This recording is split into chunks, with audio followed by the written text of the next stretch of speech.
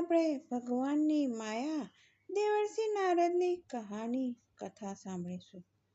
એકવાર નારદજી મૃત્યુલોકનું ભ્રમણ કરી રહ્યા હતા. મૃત્યુલોકમાં દુઃખ, શોક અને સંતાપથી પીડાતા માનવો જોઈને નારદજી ખૂબ જ દુઃખી થઈ ગયા.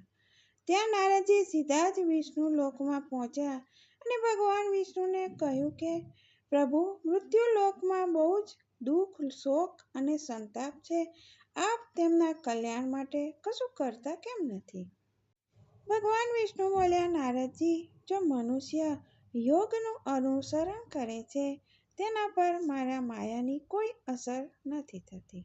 તેઓ હંમેશા આનંદિત રહે છે. પરંતુ જે લોકો હંમેશા ભોગ વિલાસમાં લાગેલા રહે છે તેને મારી માયા દુઃખ, શોક અને સંતાપ દે છે. નારદજી બોલ્યા, પ્રભુ, મેં તમારી માયાના વિશે ખૂબ જ સાંભળ્યું છે, પરંતુ ક્યારેય જોઈ નથી. કૃપા કરીને મને આજે આપની માયા બતાવો. જય શ્રી કૃષ્ણ મિત્રો, સ્વાગત છે તમારું મારી ચેનલ સ્નેહ સાગરમાં. જો આ ભગવાનની માયાની કથા આપ સર્વને પસંદ આવે અને ભગવાન વિષ્ણુ દેવર્ષિને કેવી રીતે માયા બતાવે છે તેના વિશેની કથા સાંભળવી હોય તો અંત સુધી આ કથાને અવશ્ય સાંભળજો અને મારી પોસ્ટને લાઈક, શેર અને સબસ્ક્રાઈબ કરી બેલ આઇકોન હિટ કરશો. ભગવાન વિષ્ણુ બોલ્યા, નારદજી, તમે તો હંમેશા મારામાં વિચરણ કરો છો, એટલે મારી માયા તમારામાં આવૃત નહીં કરી શકાય. આથી તમે માયાને જોવાની જીદ છોડી દો. પરંતુ નારદજી માન્યા નહીં અને પોતાની જીદ પર અડેલા રહ્યા. આખરે ભગવાન વિષ્ણુએ તેમની વાત માનવી પડી અને ભગવાન વિષ્ણુ બોલ્યા, નારદજી, ચાલો આપણે મૃત્યુલોકમાં જઈએ. ત્યાં જઈને હું તમને મારી માયાના દર્શન કરાવું. આમ કહીને ભગવાન વિષ્ણુ અને નારદજી બંને મૃત્યુલોક પર એક વીરાન રેગિસ્તાનમાં ઉતર્યા, જ્યાં દૂર દૂર સુધી કોઈ જગ્યાએ પાણીનો અતોપતો હતો નહીં. આ જોઈને નારદજી બોલ્યા, પ્રભુ, આપણે આ કેવી જગ્યા પર આવી ગયા? આ તો આપની કેવી માયા છે? ભગવાન વિષ્ણુ બોલ્યા, અરે નારદજી, માયાને તો તમે મળી જ લેશો. અત્યારે મને ખૂબ જ તરસ લાગી છે. મારું ગળું સુકાય છે. તમે થોડું ચાલીને મારા માટે પાણી લઈ આવો અને મને પાણી પીવડાવો. હું અહીંયા બેસીને વિશ્રામ કરું છું. તમે પાણી શોધીને લાવો, કારણ કે મને ખૂબ જ તરસ લાગી છે. મારું ગળું સુકાય છે. પ્રભુને તરસ લાગી હતી, પાણી તો લાવવું જ પડે. આ વિચારીને નારદજી પાણીની શોધમાં રેગિસ્તાનમાં નીકળી પડ્યા. ચાલતા ચાલતા તેઓ એક નદી પાસે પહોંચી જાય છે. ત્યાં કમંડળમાં પાણી ભરવા જ લાગ્યા. ત્યાં તેમણે વિચાર આવ્યો કે સ્નાન કરીને પ્રભુને પાણી પીવડાવતો. માટે તેઓ સ્નાન કરવા માટે નદીમાં છલાંગ લગાવે છે. જેવા જ નારદજી નદીમાં છલાંગ લગાવીને બહાર નીકળે છે તો બહાર આવીને જોઈ છે તો ત્યાંનો નજારો કંઈ અલગ જ હોય છે.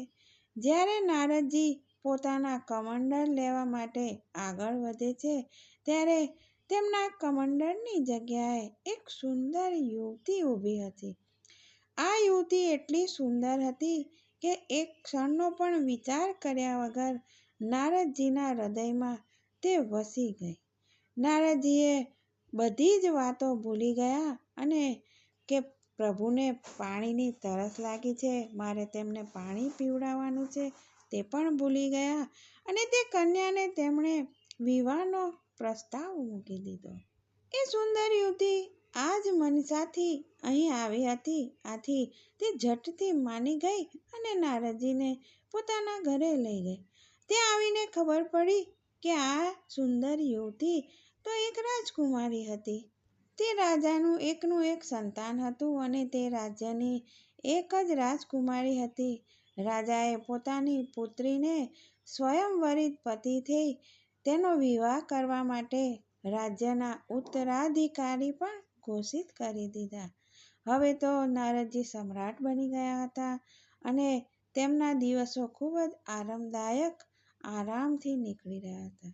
એવામાં કેટલાય વર્ષો વીતી ગયા.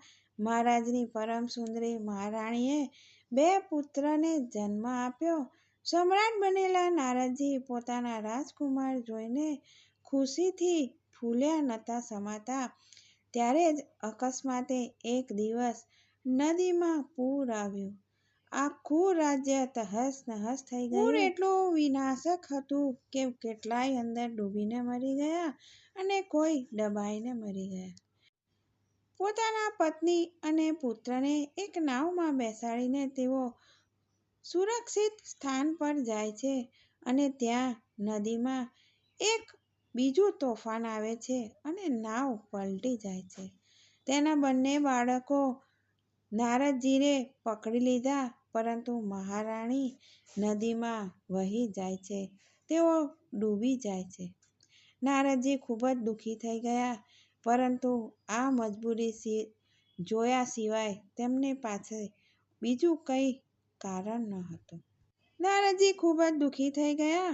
પોતાના બંને બાળકોને લઈને ગમે તેમ કરીને તેઓ કિનારા પર તો પહોંચી ગયા, પરંતુ ત્યાં પહોંચ્યા પછી પણ તેમની પાસે ખાવા પીવા માટે કંઈ અનાજ ન હતું.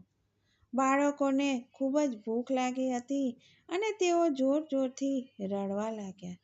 જોત જોતામાં તો બંને બાળકો ભૂખને કારણે મૃત્યુ પામ્યા. આ જોઈને નારદજી તો એકદમ શોકમગ્ન થઈ ગયા, એકલા પડી ગયા. નારદજીને જીવવાનો કોઈ સહારો ન દેખાતા સ્વયંના પ્રાણને તેઓ નદીમાં છલાંગ મારીને મોતને ઘાટ ઉતારવા માંગતા હતા. અને જ્યારે તેમણે નદીમાં છલાંગ લગાવી ત્યારે નદીની બહાર ભગવાન વિષ્ણુ બેઠા હતા. તેમણે કહ્યું, અરે નારદજી, હું તમારી અહીંયા પ્રતીક્ષા કરી રહ્યો છું અને તમે અહીંયા સ્નાન કરો છો. મને તરસ લાગી છે, મને પાણી ક્યારે પીવડાવશો? મેં તો તમને પાણી લેવા મોકલ્યા હતા અને આ માયાવી નદીની દુનિયામાં તમે ખોવાઈ ગયા કે શું? ત્યારે નારદજી બોલ્યા, તો પ્રભુ, શું આ મેં જોયું એ બધું મિથ્યા હતું?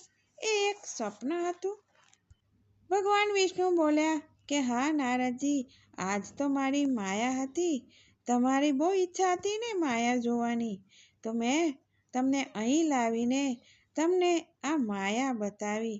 હવે તમે વિચારો કે તમે શું કર્યું? હવે તમે માયા જોઈ લીધી ને? નારદજી એકદમ ભોંઠા પડી ગયા અને પ્રભુને કહેવા લાગ્યા, ના ના પ્રભુજી, હવે મારે કોઈ માયા નથી જોવી. આપના દર્શન માત્ર જ મારા માટે પર્યાપ્ત છે. જ્યાં સુધી આપણે ઈશ્વરને પોતાના હૃદયમાં ધારણ કરીએ છીએ ત્યાં સુધી સંસ્કારિક મોહ માયા આપણને પ્રભાવિત નથી કરી શકતી. પરંતુ જ્યારે આપણા ધ્યાનમાં ઈશ્વર હટી જાય છે તો આપણે સંસારિકતાના દલદલમાં ફસાતા જઈએ છીએ. આથી બુદ્ધિમાન મનુષ્યએ હંમેશા યથાયોગ્ય પ્રભુનું સ્મરણ હંમેશા કરવું જોઈએ. જય શ્રી કૃષ્ણ. ફરી મળીશું આવી નવી અવનવી વાતો સાથે.